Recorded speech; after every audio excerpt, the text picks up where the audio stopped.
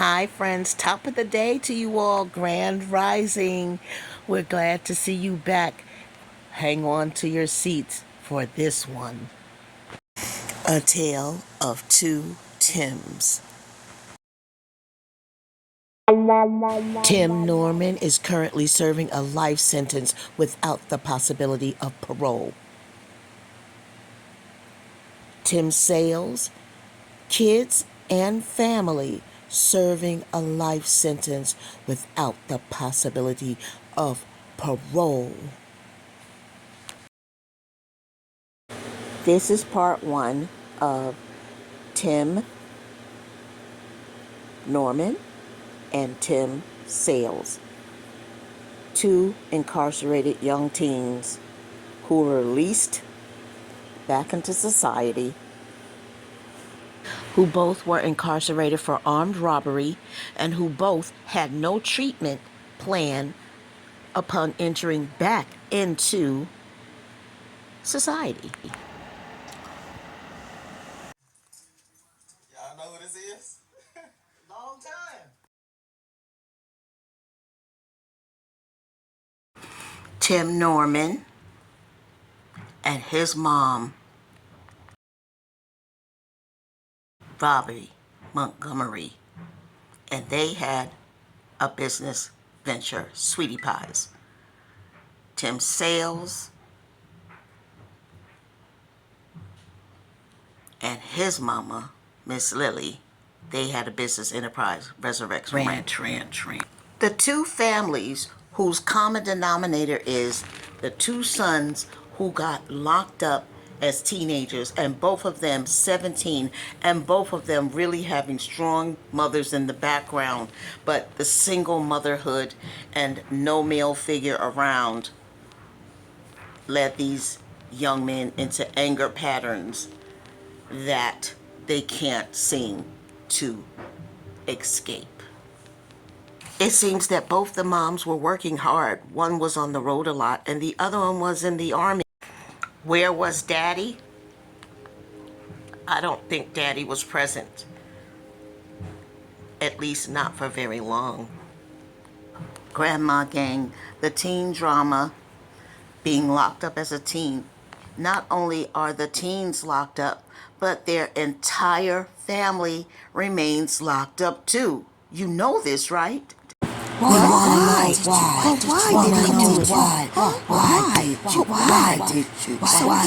did you do that? Why did I do it? You never got the clarification, but we believe you did it because you're angry and bitter, and that can only lead to disaster.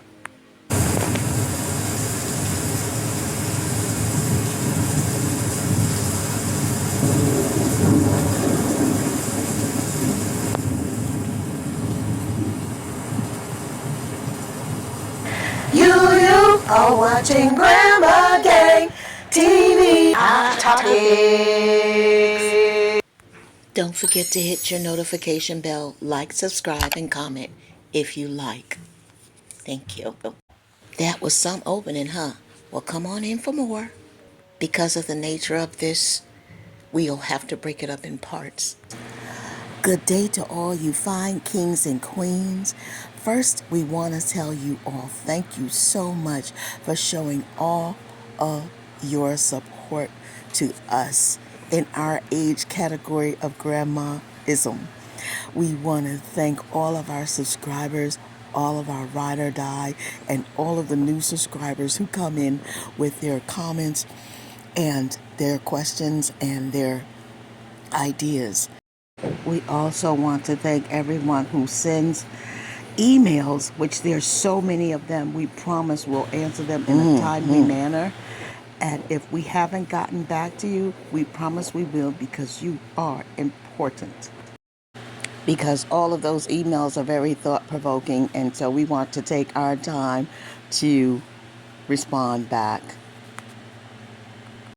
Again, thank you, everyone, far and wide, for all of your support to Grandma Gang.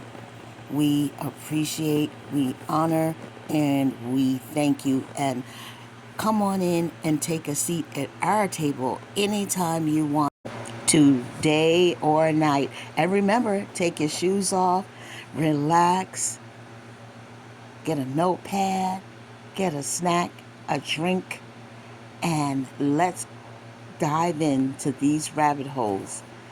These rabbit holes are so deep, you need a snack, you may need a blanket, and you definitely may need to rest between videos.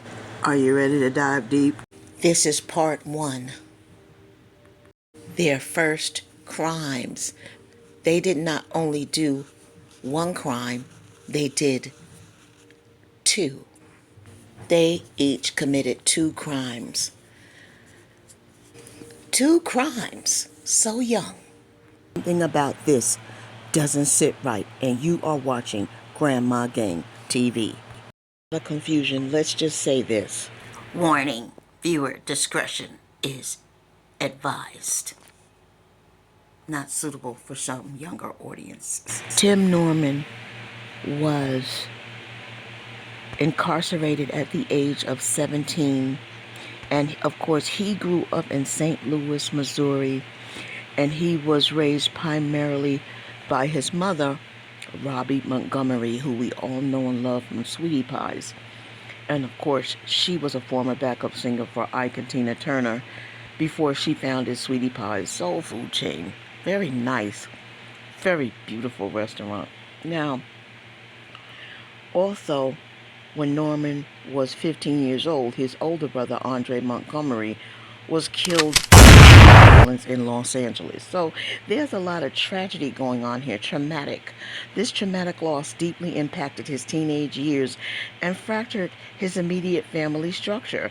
So at the age of 17, Tim Norman did a series of armed robberies targeting fast foods and auto parts places. And he ended up serving a decade in prison during his youth. Behavior. Now, what do you think that does to a young man? A decade behind bars, armed robbery, a decade of institutionalized. Not only is it 10 years of your life down the drain, you want to go in at 17 and you only get out at 27.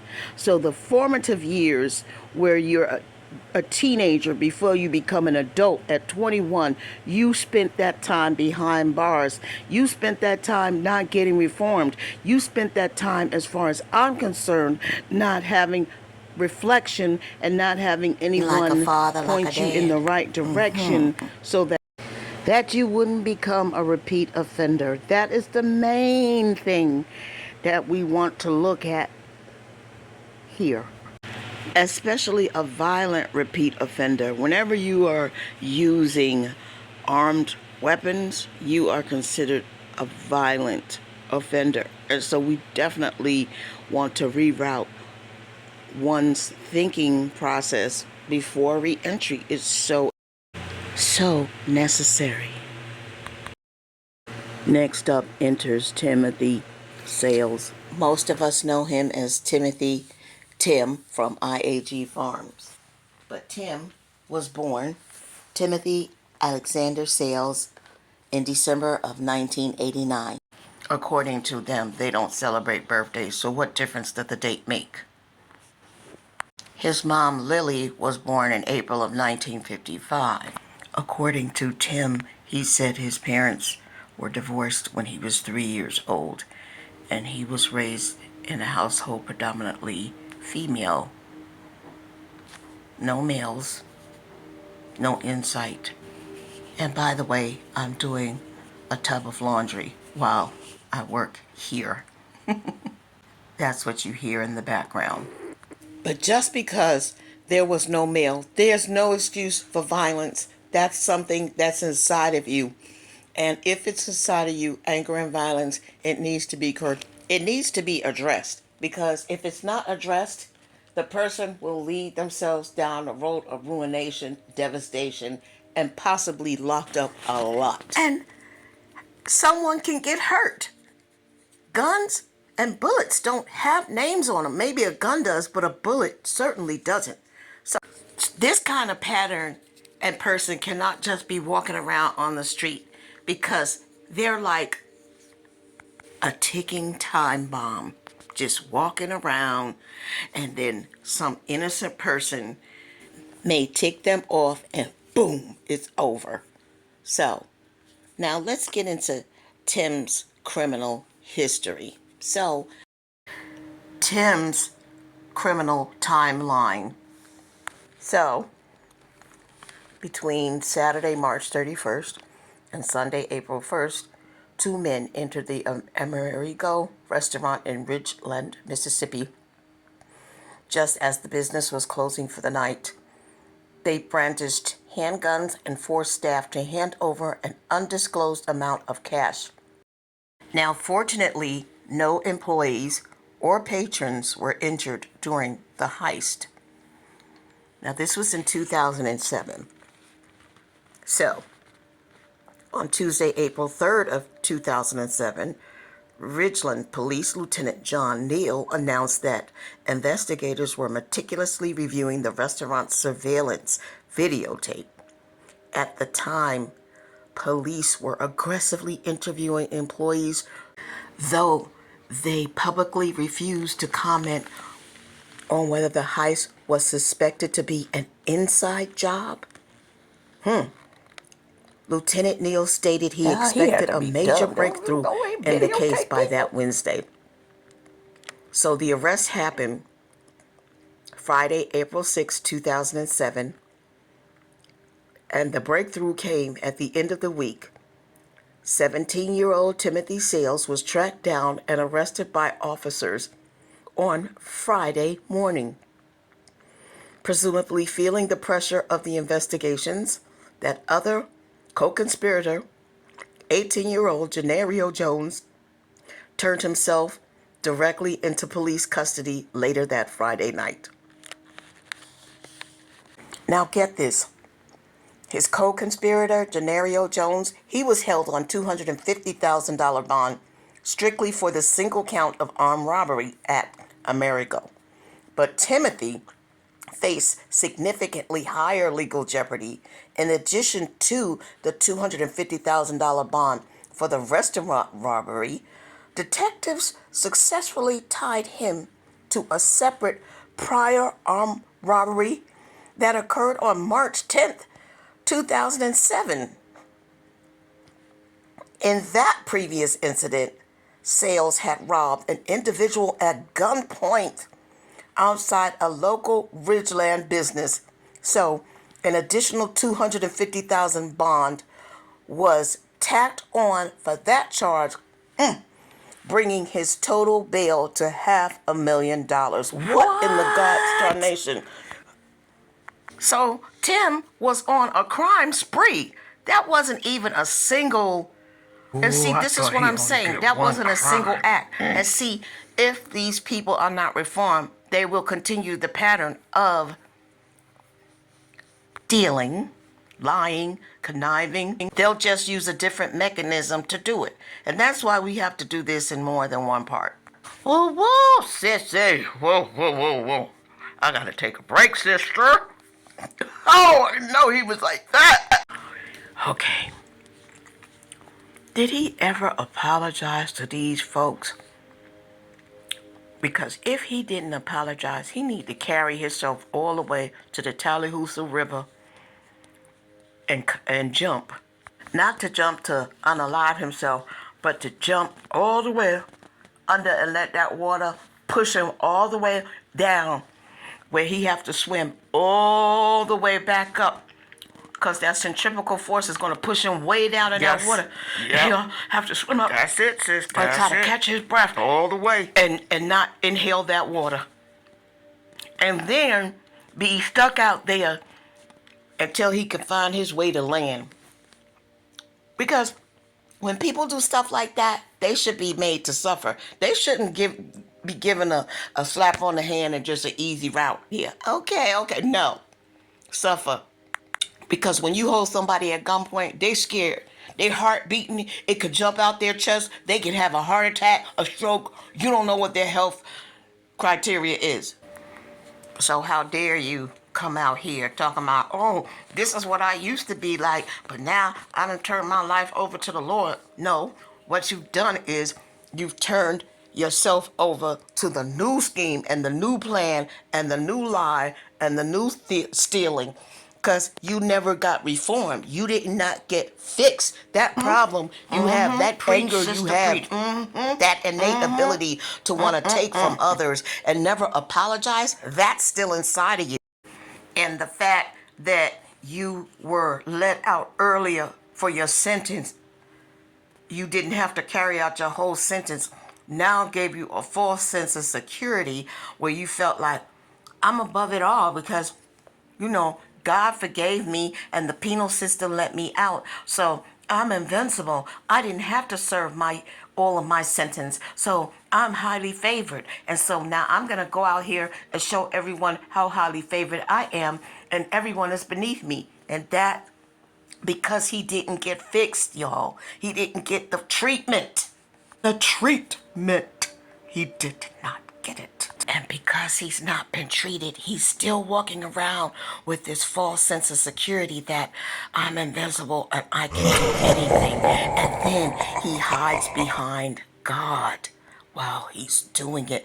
That is so demonic. You hide behind God while you toss your family around, toss your wife around, toss your children around, toss your subscribers around, toss people that come and help you around, toss volunteers around, toss everyone around. Everyone around him is being tossed like a tornado because he didn't get the treatment. So in this way, instead of him holding people at gunpoint in an armed robbery situation, he just used his gift for gab. He used God, and he had his hand out the whole time, and you all gave him what he wanted, and he didn't have to work for it. Just like before he got locked up. Now let's talk about the moms. The moms of these sons are saying, what did I do wrong? What could I have done differently? I'm sure that mamas said this to themselves. I'm sure that Miss Lily spent nights crying. No mother wants to see their son locked up to indefinitely, because like anytime a mother's child is locked up, it's indefinite to them. They don't see it like, well, it's only 5 years. It's indefinite. It seems forever. And so now the whole family is suffering because of it. Meanwhile, he's getting 3 squares, laying back, not doing much of anything, and relying on institutionalized handouts. Those are handouts, if that's what we should call it, gifts. They're not doing nothing to get any of this. They're on taxpayers' money. So then you become accustomed, and this is built into your personality. You become accustomed to not doing anything, and you come out doing the same thing. Wash, rinse, repeat. Wash, rinse, repeat. Okay, we're back to Tim Norman. Tim Norman he did a crime spree as well, okay? Yes, he did. So I had spoken to you earlier, and I said at 17, Tim was arrested for armed robbery after holding up a string of fast food restaurants and an auto parts store, okay? So the crime, while a senior at Hazelwood Central High School in North St. Louis, Missouri, Norman and another teenager committed multiple armed robberies. The sentence, he was convicted and sentenced to 10 years in prison, and he spent approximately 10 and a half years behind bars before being released because he probably was being bad. So the thing is, following his release, Tim initially turned his life around by joining the family business and starring in the own reality show, Welcome to Sweetie Pies, alongside his mother, Robbery Montgomery. Because she, I know, spent nights crying and incessantly wanted her son back home and wanted her son reformed and wanted to wish the best of her son. But of all the mothers, I feel sorry for her the most because that will be in part two. That is just total devastation. Now, let me bring it back. So, although he was alongside his mother at the restaurant, you could see from the show Tim had anger issues. But in 2017, he faced an assault charge. He was charged with misdemeanor assault for punching a restaurant chef. Come on. Poor Miss Robbie. So She didn't even need all after that. he got out, and even after his mama had faith in him and he said he had turned his life around, he still had the anger issues. And what are we going to say again? Because he didn't get the treatment. He didn't get the treatment. So he still walked around with the problem. And I know some of you may be like, what are you talking about, the treatment? What are you talking about? I'm talking about, unless you get some kind of clinical evaluation and or help and maybe even medication to keep your rage and anger at bay, you can stay in a lot of trouble. That's what I mean by the treatment, in case anyone is confused. And this is just very sad because two young men ruined their lives, came out and still got the issues and got back in trouble. But be that as it may, Miss Robbie introduced her son Tim into the Sweetie Pies business, and it was a very, very prominent and successful reality show about a mother who was a background singer, but who also would cook while she was on the road, and people used to rave about her food because sometimes we don't know what our true calling is. I believe that her cooking that food, and they referred to it as soul food, they loved it so much, and she said, well, I gotta make sure I can stay on my feet, because she wasn't able to sing as an ICAT anymore. So she ended up opening her first Sweetie Pies. What a success story. And Sweetie Pies, might I add, was quite a lucrative business enterprise. And it enabled her to open up more Sweetie Pies. Believe it or not, Miss Robbie had opened up her first Sweetie Pie soul food restaurant in 1996 in Delwood, Missouri. So, just so you know, she had to open up that restaurant because she wasn't able to sing as an I Get anymore because she had a collapsed lung. So that ended her career as that professional backup singer that she wanted to be, and it included touring as one of the original I Gets with Ike and Tina Turner. Boy, oh boy, must she. She says she never saw anything that went on, but she knew that it went on. She never saw it visually. So here you have a mother that not only her son is locked up, she's trying to hold it all together, opening up a beautiful restaurant, and just a class act mama, just trying to hold it all together. And then her son comes home and she invites him into the business. And of course, she wants him in a senior role, quite naturally, because that's her son. That's her offspring. So she feels that he is reformed and he's able to be in a senior role in the restaurant, supervising others. Please forgive me, I'm being as human as possible. My own thoughts and my own feelings are here too, okay? So work with me. So Tim was already there helping his mom keep everything together in the restaurant and the family business, and being mean to people, because I will share some scenes with you and you judge for yourself. See for yourself. He was helping her before they even were on that reality show, Welcome to Sweetie Pies. But it was a great show for us to see a family business being run. And like what you see on camera is not the same thing that happens off camera. Just like IAG Farms, right? Right. I can recall you start off loving the show and seeing things that you love to see, and you can't wait until the next episode. Ooh, woo. The next episode, you don't never know what's coming to you. Let's look at an episode of Sweetie Pies just so you can see what I'm talking about. Here we go on this roller coaster ride, y'all. Here we go. I'm just sitting there watching these people looking like bees around here. How many people you got here? Well, we got like 70 people working here. Wow. Yeah. Tim looked stressed. He looked overworked. He looked like he's doing too much. Tim is the type of person, he doesn't sleep. He go, go, go, go. I mean, all this is good, but you got to take care of yourself first, because if you don't take care of yourself, you can't take care of your business. Well, I just came to check on you. I ain't heard from you.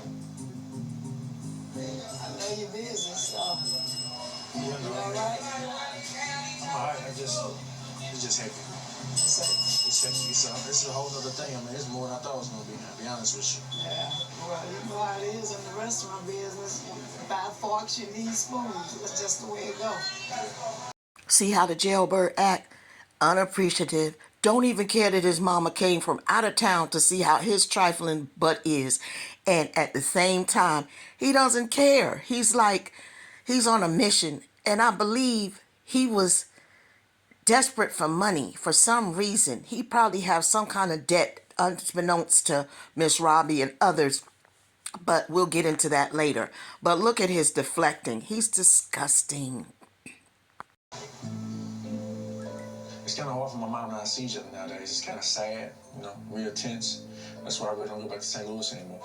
They're having legal discrepancies, legal, against a mother and a son over restaurant and properties. She bought him in. Tense standoffs. Can you imagine that in your life? It's different with a business partner that's outside your family, but inside, Lord, no. She's too old to be going through that too. I didn't come to talk business. I just came to check on you because I ain't heard from you. So, well, I see you busy. Yeah, I'm all right. I'm going to get on out of here. I just came for a minute. The conversation between mom and I was obviously awkward. I mean, it was really no conversation at all. You go on and do what you're doing, so I don't want to stop you. I just, now that I see you, you okay. I don't know what to do to get back to the point where we can talk. How long you in town? Well, I'm leaving right out. I just wanted to see you for a minute, then I'm getting on out of here. My flight, I'm trying to get on the next flight. It really hurt my feelings to see Tim being so cold because after all, I'm his mother. All right, well, I'm going to get out. Go on, do your work. I'm going to get on out of here. So I came to see about him, his well-being. If he wants to act like this, I'm just going to take it, keep on going, and get myself back on the plane because I got my own business to run. I saw it, but I mean, it took me hours and hours. And so when he showed up, it was like that tension between us because he's still mad about what happened. You feel like he's upset because of the lawsuit? Yeah, that's what he's pissed about, but I'm pissed too. I mean, even though people think that the lawsuit happened overnight, it was a couple of years that I kept asking Tim to stop opening restaurants. He thinks that opening up 50 or 60 restaurants is expanding the brand. Sound familiar? One venture after the next. This one, he always want to open up so something. serious. He Good got God, investment it's so properties. similar. He got a lakeside property. He got a this. He wants that. He wants 100 acres. They are all the same. I want. Gimme. I don't want to do the work. It's mine. If you don't believe me, watch this segment. Conversations at this barbed wire fence. And I heard some of the stories about the land, and he's told me about our land and where it came from and what it used to be and all those things. And I was thinking as I was looking over the fence line, because the Bible tells you not to covet. But the Lord said you're not coveting. you're just admiring like what he has going on, because one day, like, I want to have a cattle on 1,000 hills. I want, our desire, what we're working towards, is to have hundreds of thousands of acres of land where we can have cows on pasture and have a bunch of pigs and a bunch of sheep and chickens and just all type of animals, and be in this position to where we can just bless so many people, and so and also so that our family, so I can produce generational wealth for my family as well. So I can produce generational wealth for my family as well. So it's just a beautiful thing to be able to have this as my backdrop, because when I see this, I admire it, and it also gives me passion. It also gives me, it helps me be able to visualize the goal that I have, that my family and I have, because I told the story before, and y'all might not remember, you may have never heard it. I'm not trying to drag y'all through any more of his stories, but what I'm trying to show you is there's two mothers and two sons, and the mothers care about their sons, and they're just willing to go through a whole lot of extra, even at their own expense. Even if they wanted something different, they still wanted to try to go along with their sons who were locked up from their own guilt. The mothers, Miss Robbie and Miss Lily, they tried to go along to get along to see if their children had what it takes. Miss Robbie wanted to see if Tim had what it takes to run and thrive in a business that she had already set up and preordained for him, while Miss Lily is a totally different ball game. She was established for the most part, and Tim came home and he got married, and before he even tried to do anything for his mother, he started a family. So you see, but all the time he still had in the background of his mind that he wanted to try to do something for his mom. It didn't work out because greed overcame him. With Tim Norman, it didn't work out because greed overcame him as well. So I'm trying to piece this together so you all can see the similarities, the crime similarities, the family structure similarities. Let's continue. There was also something very poignant that we noticed too. The fact that how selfish both of the sons are. Miss Robbie's son, Tim, if you notice, he did not want her to pay attention to anyone, especially a male, and make him more important than him. He did not want any male figure in Miss Robbie's life, especially someone who was of a young age or a relative such as Charles and Andre. He got very jealous and possessive and wanted no part of them, and always tried to downplay them and be belligerent towards them. Does that remind you of anyone? Tim Sales is the same way. He always tries to downplay when it comes to women around him. If any males are around, he wants to downplay their role in front of the women. And he just likes to downplay the women, period. It wasn't just in front of the women he was familiar with, but it's just women in general. He always wanted them to be on a lower level, and feels like they can't think for themselves and they are nothing for themselves. It's sick. And the one thing that the common denominator of both sons is they both wanted to take charge and rule the world, including their mothers. That's so true. Including so their mothers. And that is where the strife began. Just talking about it, getting prepared to make our offer, for the property, our cash offer. And we just wanted to bring you all along and show you all, because you have been a part of this journey all the way from the beginning. And you remember what happened with the first property search and the property that we decided on, which my mom felt called to restore, her mom and her dad's old homestead. And so she's done it, and she's about done with that property. And now she's, feeling led to move on and begin to, see what her next mission is from the Lord. And this may be it. This may be her property. And this is like, it's not super close to us. It's about 20 minutes, but it's like 20 minutes down back roads. So in the country, that's like next door neighbors. So she'll be plenty close to keep grandkids on the weekends and have sleepovers with the grandkids and babysit Benjamin sometimes. But I think we're just gonna call it a day for today's video, and we're just gonna walk around and pray a little bit more on this property and prepare ourselves to make an offer.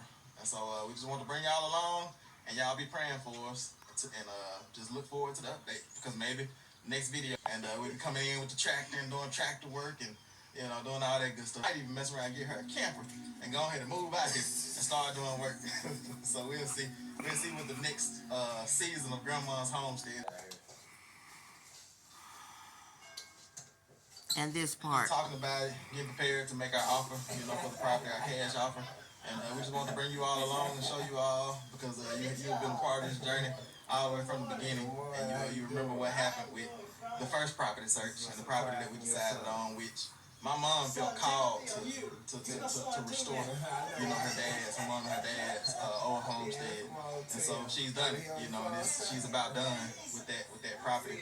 And now she's, feeling led to move on and begin to, see what her next mission is from the Lord. And this may be it. This may be her property. And this is like, it's not super close to us. It's about 20 minutes, but it's like 20 minutes down back roads. So in the country, that's like next door neighbors. Look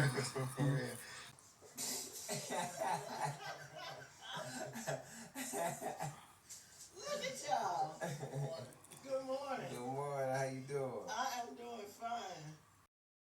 We're trying to show you an established pattern of a son always going ahead of the mother and not running things by her, and that causes conflict. What the mother is doing is making a mental note of it.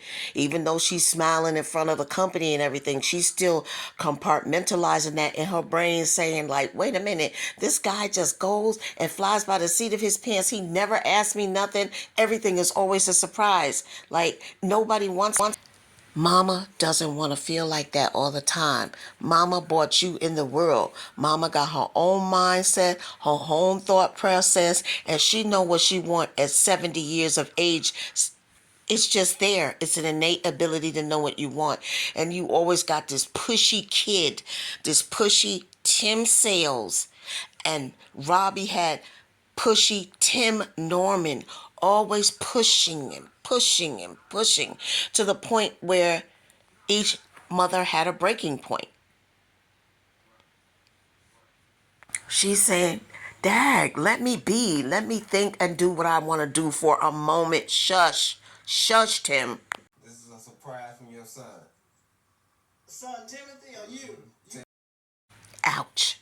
Now, you know Tim made a note of that, and he felt the sting, and he felt sick. I know he didn't feel good about that, because he's selfish, self-centered, and jealous. And he don't want his mama looking at nobody but him. He wants to be the greatest thing in his mama's eyes. And as you can see, and if you probably can't see, Tim has low self-esteem issues. Let's review this again. Your son too, man.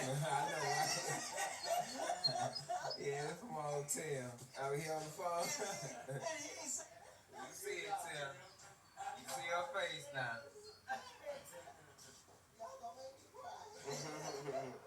You cut the rest of these pieces in.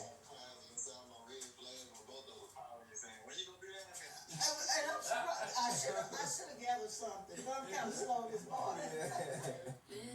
The hard truth is, she was proud that her son's friend helped, because she knows her son's capabilities. She knows that her son is a procrastinator. She knows her son is lazy and doesn't like doing anything. He just wants to tell others what to do. So she was so excited and so happy about it. And she was just really sharing the joy within herself. But meanwhile, back in the room, back in that cold, demonic heart, her son was festering that snake-like behavior, festering anger, festering bitterness, because he didn't get the treatment. We're almost coming to a close for part one. But, Miss Lily, your son, he didn't get the treatment, so he's back out here untreated. Miss Robbie, your son didn't get the treatment, and look where he is now. Gosh darn it, Miss Robbie, you had to sue your son because he wouldn't slow down, because you asked him to take some simple steps to make sure all his business plans were intact, because you asked him to slow down and not use your name to build companies, because if anything happens, your name would be on the line. You could go to jail for it. You could face IRS problems for it. You could face legal problems for it. Even though he said he did it in good faith, Tim did not have the business acumen that you have, and you were trying to help him. You were trying to help him come up with the correct business plan for all the additional businesses that he wanted to open up. And rightfully so, you didn't want him to go do it without your blessing, because the name Sweetie Pies is associated with Robbie Montgomery. The mother's love. The mother's love is so deep sometimes it hurts her own self because she wants to pass it on to her children. But all children are not created equal. And children with a background of anger, rage, and just pure hard-headedness, stubbornness, and the inability to think and do right always need someone that is in front of them, guiding that ship, guiding that business, guiding that venture, what have you. You can't do it alone, Tim. And you went and did it alone. Use your mother's name. Anything associated with Sweetie Pies is Robbie Montgomery, creating legal problems. Your mother had to sue you while you're still her son. Y'all, can you imagine that? Having to sue your own child? And there's a lot of money involved. Thus, did you hear the magic word I said? A lot of money involved. Then he wants to fight his mother back. That's more money involved. Now check this out. Tim needed money. Both Tims, both of them, they need money all the time. I told you. It's the playbook. It is the playbook. This Tim, Robbie's son, he needed the money because number one, his mama's suing him now, right? Number two, he might have some under the table debt that he isn't speaking to her about because he wants to be the big man. He wants to show her that he could do all of this by himself. And he start one project and then go to another project and another project and another project. And they're expensive. Does it remind you of anyone who likes to start projects and don't finish them? They all have the same playbook. The two Tims. He needed money. He needed the money to compete with his own mother.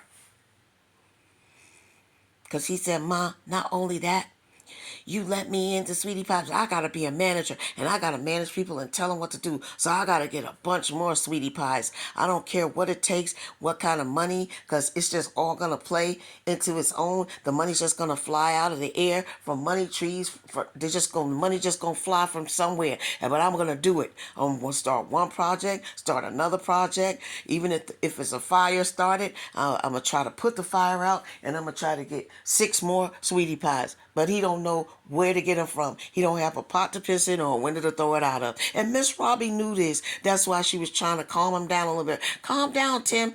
If you all have a chance, go watch Sweetie Pies, because you can see episodes and episodes of Tim and his determined, broke self trying to do too much.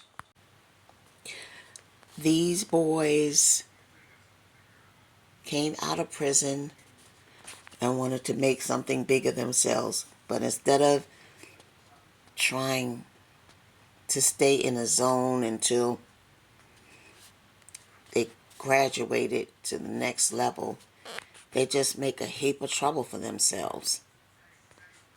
Welcome to Sweetie Pies. Welcome. Welcome to IAG Farms. He's upset because of the lawsuit? Yeah, that's what he's pissed about, but I'm pissed too. I mean, even though people think that the lawsuit happened overnight, it was a couple of years that I kept asking Tim to stop opening restaurants. We were glad we were able to bring you part one of this saga.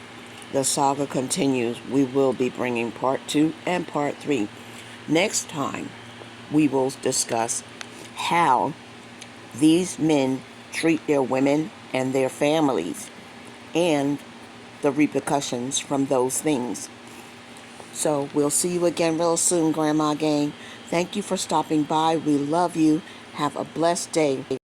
And remember, don't let anyone, and I mean anyone, steal your joy. And all you young ladies out there, my auntie Mimi used to tell me, don't you accept any more wooden nickels.